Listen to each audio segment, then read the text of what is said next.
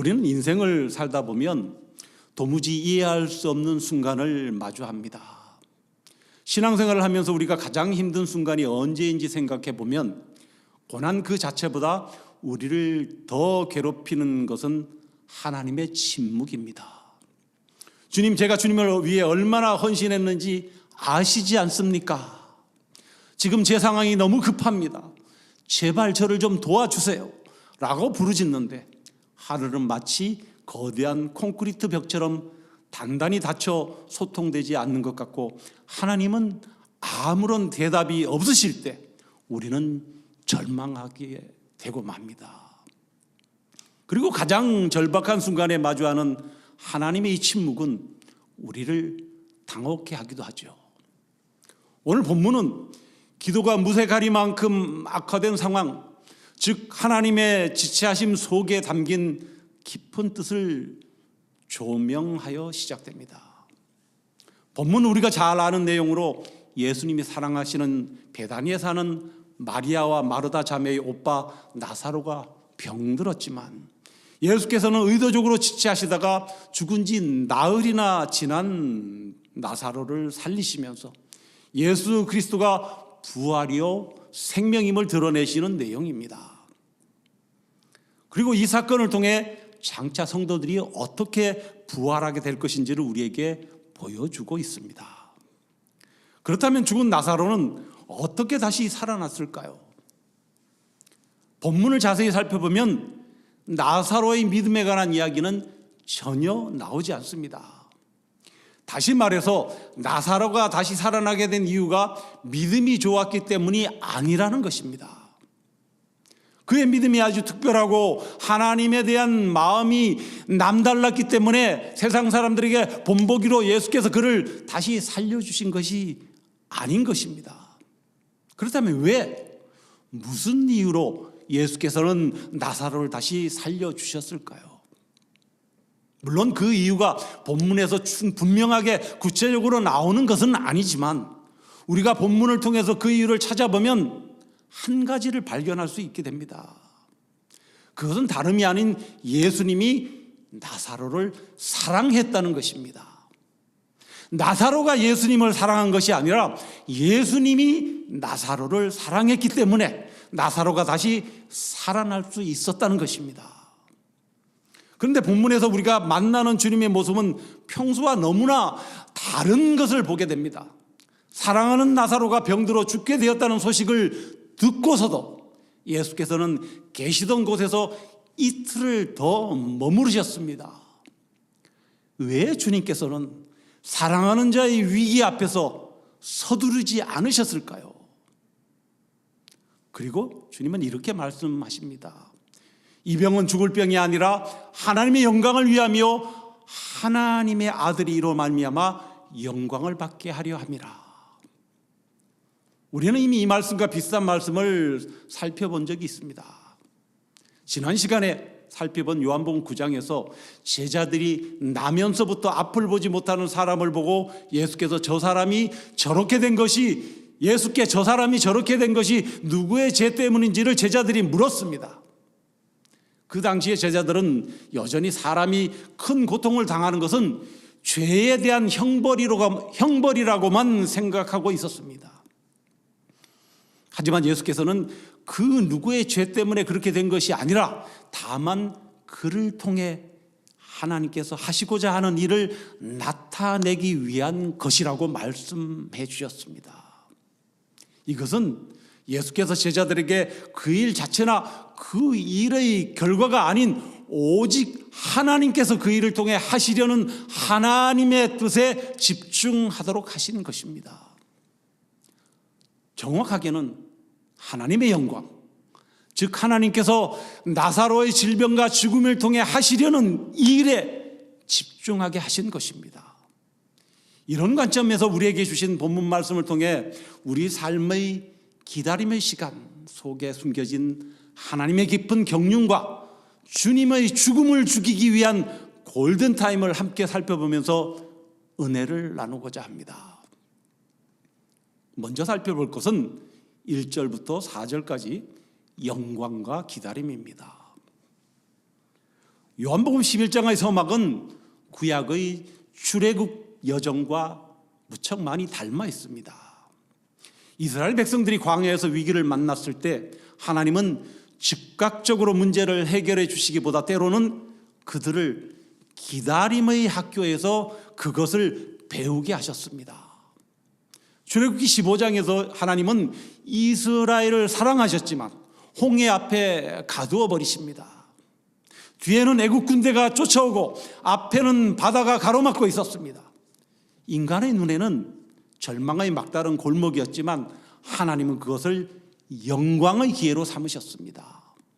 하나님은 이스라엘을 홍해 앞에 가두심으로써 그들이 인간의 수단이 아닌 오직 하나님의 권능으로만 살 수 있음을 가르친 것입니다. 또한 출애굽기 16장에서 광야에서 마실 물이 없을 때 그들을 그 마라의 쓴물 앞에 세우셨습니다. 이는 그들을 괴롭히기 위함이 아니라 오직 하나님만이 생명의 주권자심을 알게 하려는 영광의 훈련이었습니다. 여기서 말하는 영광은 단순히 기적을 보고 박수를 치는 수준이 아닌 것입니다. 이것은 구약 성경 전체를 관통하는 하나님의 일하시는 방식과 서로 맞닿아 있는 것입니다. 예수께서도 나사로가 병들었다는 소식을 들으시고 이렇게 선언하십니다. 11장 4절에 예수께서 들으시고 이르시되 이 병은 죽을 병이 아니라 하나님의 영광을 위하며 하나님의 아들이 이로 말미암아 영광을 받게 하려 함이라 하시더라. 본문인 요한복음 11장의 베다니는 구약의 광야와 같습니다. 예수님은 나사로의 병을 단순히 고쳐주시는 의사의 자리에 머물고 싶지 않으셨습니다. 주님은 죽음의 권세를 깨뜨리는 생명의 주로서 영광, 즉 구약에서 성막에 임재하셨던 그 영광, 히브리어로 셰카이나, 헬라어로 독사를 보여주길 원하셨습니다. 아울러 본문 4절에서 주님이 말씀하신 영광은 단순히 나사로가 살아나는 기적만을 의미하는 것은 아닙니다. 요한복음이 말하는 예수님의 가장 큰 영광, 독사는 바로 십자가입니다. 나사로를 살리시는 이 사건은 요한복음 11장 45절부터 53절의 기록에서 알 수 있듯이 유대 지도자들이 예수님을 죽이기로 결의하는 결정적 계기가 되는 것입니다. 즉 나사로의 죽음을 죽이기 위해 주님은 자신의 죽음을 향해 걸어가신 것입니다. 주님의 지체하심은 나사로를 살리기 위한 시간일 뿐만 아니라 우리를 위해서 죽으러 가시는 아가페 사랑을 위한 결단의 시간이었습니다. 성도 여러분, 여러분의 인생에 찾아온 질병과 고난이 죽을 병, 넘을 수 없는 역경이 아니라 하나님의 영광을 통한 하나님의 영광을 위한 통로임을 믿어야 합니다. 끝이라고 생각되는 그곳이 바로 하나님의 영광이 시작되는 자리임을 기억하시기 바랍니다. 두 번째로 살펴볼 것은 3절부터 5절까지 서로 다른 사랑입니다. 우리는 본문 3절과 5절에 나타난 사랑이라는 단어의 미묘한 차이를 깨달을 수 있어야 합니다. 마르다와 마리아가 사람을 보내 예수님께 이렇게 부탁합니다. 11장 3절에 이에 그 누이들이 예수께 사람을 보내어 이르되 주여 보시옵소서 사랑하시는 자가 병들었나이다 하니. 여기서 나사로의 누이들이 주여 보시옵소서 사랑하시는 자가 병들었나이다 해서 이 사랑하다의 헬라어 동사는 휠레오입니다. 이것은 친구 간의 끈끈한 우정, 인간적인 친밀함을 뜻하는 단어입니다. 나사로의 누이들이 한 이 말은 주님 우리랑 친하시잖아요. 오라버니 나사로랑 같이 밥도 먹고 주무시기도 했잖아요. 그 오라버니 나사로가 병들었으니 빨리 와주세요. 이런 인간적인 호소였습니다. 그리고 마리아와 마르다의 휠레오 사랑은 21절과 32절에 주님이 여기 계셨더라면 이라는 원망 섞인 아쉬움을 담고 있습니다. 그런데 사도 요한은 5절에서 예수님의 사랑을 설명할 때 의도적으로 다른 단어로 기록하였습니다. 11장 5절입니다. 예수께서 본래 마르다와 그 동생과 나사로를 사랑하시더니, 여기서 그 동생과 나사로를 사랑하시더니에 사용된 사랑하다의 헬라 동사는 아가파오입니다. 이 아가파오의 명사형이 우리가 잘 아는 아가페라는 단어입니다. 아가페는 어떤 대가나 조건을 바라지 않고 상대의 유익을 위해 헌신하는 무조건적이고 희생적인 신성한 사랑을 뜻합니다. 그렇다면 이것이 우리에게 주시는 메시지는 무엇일까요? 우리는 주님께 필레오, 즉 친구 간의 사랑의 응답을 요구합니다. 내 감정을 만족시켜주고 내가 원하는 시간에 내가 원하는 방식으로 해결해 주시기를 원합니다. 하지만 주님은 우리를 아가페 사랑으로 대하십니다. 아가페 사랑은 당장의 감정적 만족보다 사랑한 대상에게 가장 좋은 것을 주기 위해 때로는 기다리게 하고 때로는 아픔을 허락하지만 주님의 사랑은 우리의 기대를 훨씬 뛰어넘는 책임지는 사랑입니다. 6절에서 예수님이 이틀을 더 유하신 이유는 그들을 사랑하지 않은 것이 아니라 아가페의 사랑을 완성하시기 위해 이 휠레오의 사랑의 기대를 잠시 멈추신 것입니다. 당장의 고통을 없애주는 것보다 죽음을 이기는 믿음을 주시는 것이 나사로와 너희들에게 가장 큰 선물임을 주님은 알고 계셨습니다. 우리가 주님 그때 어디 계셨습니까? 라며 지나간 시간의 결핍을 원망할 때 주님은 다시 살리라는 영원한 약속으로 찾아오십니다. 아울러 사도 요한은 예수께서 곧 감당하실 십자가의 죽으심과 3일 만의 부활 역시 우리를 향한 죽음을 죽으시기 위한 하나님의 완전한 아가페의 사랑임을 암시하고 있는 것입니다. 그리고 오늘 우리에게 물으십니다. 먼 미래의 기적이 아니라 지금 이 순간 내가 너의 부활이며 생명임을 너는 믿느냐라고 말입니다. 세 번째로 살펴볼 것은 11장 6절에 이틀을 더 머무신 이유입니다. 많은 주석가들은 예수님이 이틀을 더 유하신 이유를 단순히 나사로가 확실히 죽기를 기다린 시간으로만 해석합니다. 11장 6절입니다. 나사로가 병들었다 함을 들으시고 그 계시던 곳에 이틀을 더 유하시고.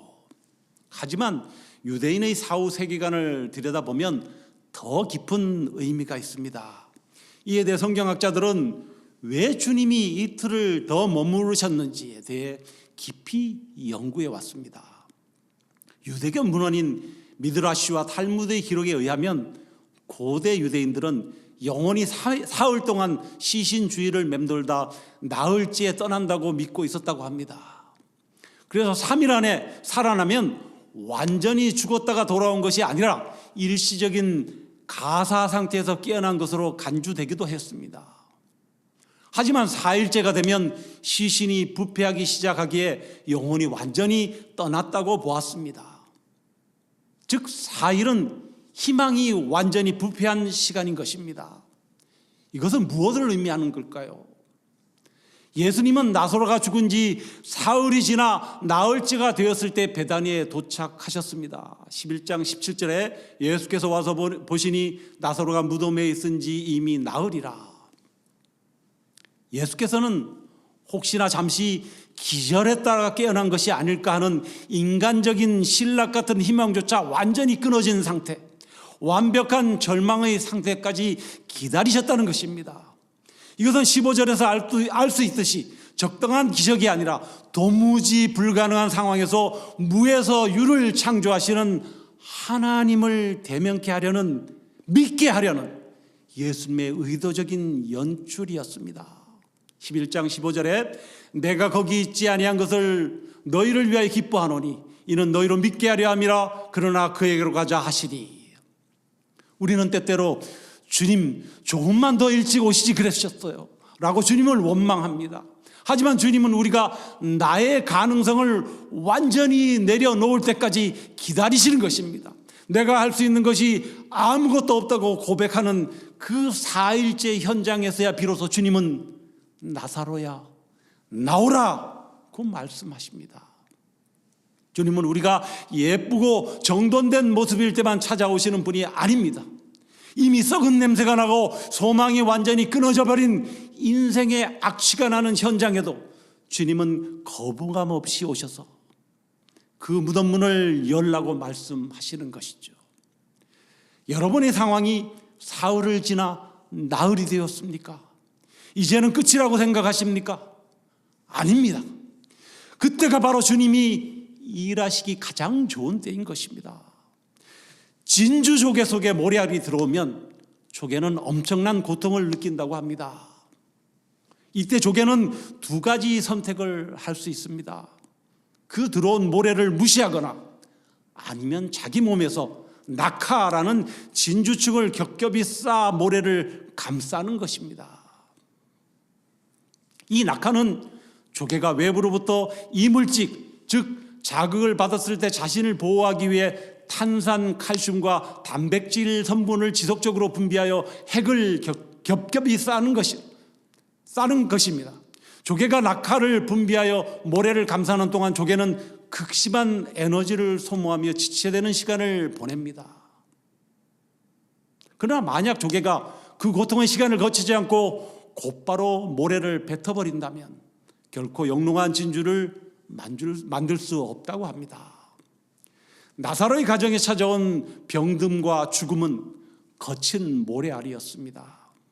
예수님은 즉시 그 모래를 제거해 줄 수 있었지만 이틀의 지체라는 낙하를 분비하게 하셨습니다. 결국 그 기다림의 끝에 나사로는 단순히 병 고침을 받은 자가 아니라 부활의 증인이라는 진주가 되어 이 역사에 남게 되었습니다.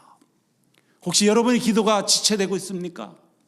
주님은 지금 여러분의 삶에 낙하, 즉 진주충을 입히시는 중이심을 믿으시기 바랍니다. 마지막으로 살펴볼 것은 11장 16절에 나사로의 죽음을 죽이다입니다. 나사로의 죽음을 죽이다. 예수께서 나사로의 집 곧 유대로 가시려는 뜻이 확고하기에 제자들은 더 이상 주님을 만류할 수 없었지만 본문 16절에서 도마는 이렇게 말합니다. 11장 16절입니다. 디드모라고도 하는 도마가 다른 제자들에게 말하되 우리도 주와 함께 죽으러 가자 하니라. 도마의 이 말을 통해 예수께서 유대로 가는 것을 제자들이 왜 가지 못하도록 했는지 그 이유가 밝혀집니다. 그들은 유대에 가면 죽는다고 생각한 것입니다. 11장 7절에서 8절에 그의 제자들에게 이르시되 유대로 다시 가자 하시니 제자들이 말하되 라삐여 방금도 유대인들이 돌로 치려하였는데 또 그리로 가시려 하나이까. 우리도 주와 함께 죽으러 가자는 도마의 이 고백은 비장해 보이지만 사실 죽음 너머를 보지 못하는 한계에 갇혀있는 용기입니다.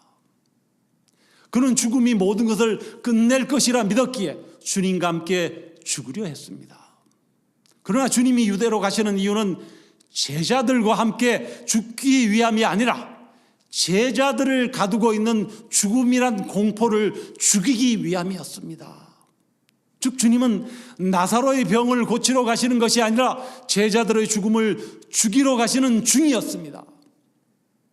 요한복음 20장에서 예수 그리스도의 부활을 끝까지 의심하여 부활하신 주님의 손과 옆구리를 보고 또 그곳에 자신의 손가락을 넣어보고서야 믿게 된 도마는 예수 그리스도의 승천하심을 체험하고 땅끝까지 증인될 것을 사명으로 받은 후에 인도에서 복음을 전파하며 교회를 세우던 중 갈라미니아 원주민 이교도들에 의해 창에 찔려 순교한 것으로 전해집니다. 청교도 신학자 존 오웬이 그의 저서 그리스도의 죽음 안에서 죽음이 죽다 해서 말한 것처럼 예수님이 나사로에게 가신 것은 제자들이 두려워하던 죽음을 죽이러 가시는 것이었습니다. 마음에 빛이 없는 믿음 생활하는 사람들은 그냥 죽습니다. 용기가 좋아 보이고 믿음이 좋아 보이지만 그러나 그것은 믿음이 아닌 것입니다. 반면에 마음에 빛이 있는 사람은 부활을 믿는 믿음이 있는 것입니다. 말씀을 맺습니다. 성도 여러분, 오늘 본문은 슬픔으로 시작해서 비장함으로 끝납니다. 나사로의 병들면 슬픈 일이었고 예수님의 지체는 야속한 일이었습니다. 하지만 우리는 이 이야기의 결말을 압니다. 나사로는 다시 살아났고 그 사건을 통해 수많은 사람이 예수를 그리스도로 믿게 되었습니다. 오늘 이 말씀은 우리에게 세 가지 깨달음을 줍니다. 먼저 하나님의 지체는 거절이 아니라 더 큰 영광의 준비라는 것입니다. 여러분의 타이밍과 하나님의 타이밍이 다를 때 하나님의 사랑을 의심하지 말라는 것입니다. 주님은 여러분을 휠레오의 우정을 넘어 영원한 아가페의 복을 주시려고 기다리고 계시는 것입니다. 또한 고난을 다시 정의하시기 바랍니다. 왜 나에게 이런 일이라고 묻지 마시고 이 일을 통해 주님이 받으실 영광은 무엇입니까? 라고 물으시기 바랍니다. 나사로의 병은 죽을 병이 아니라 하나님의 영광을 드러낼 무대였습니다. 그리고 마지막으로 또 하나, 낮에 걷는 자가 되시기 바랍니다. 본문 9절에서 제자들은 나사로의 집을 방문하시려는 주님을 막으며 유대로 가는 것의 위험함을 항변합니다. 세상은 어둡고 위험합니다. 유대인들이 돌을 들고 기다립니다. 그러나 예수님은 빛 가운데 거하면 실족하지 않는다고 하십니다. 사명이 있는 자는 그 사명을 다하기까지 결코 무너지지 않습니다. 여러분은 지금 혹시 나사로의 이틀을 지나고 계십니까? 예수님이 너무 늦게 오시는 것 같아 서운하십니까? 그러나 분명한 사실은 주님은 사랑하시기 때문에 지체하신다는 것입니다. 이것은 여러분을 단순히 병 고침 받은 환자가 아니라 부활의 권능을 경험한 하나님의 자녀로 세우기 위함입니다. 성도 여러분, 주님의 시계가 나의 시계보다 느리게 간다고 해서 주님이 나를 잊으신 것은 아닙니다. 주님은 지금 나를 고치시는 단계를 넘어 나를 완전히 새롭게 빚으시는 아가페의 시간을 통과하고 계십니다. 비록 지금은 죽은 것 같고 끝난 것 같아도 생명의 주님이 오시면 이 모든 것은 바뀌게 됩니다. 그 지체하심의 신비를 신뢰하며 나사로야 나오라라고 말씀하실 주님의 시간을 믿음으로 기다리는 저와 여러분 되시기를 주님의 이름으로 축원합니다.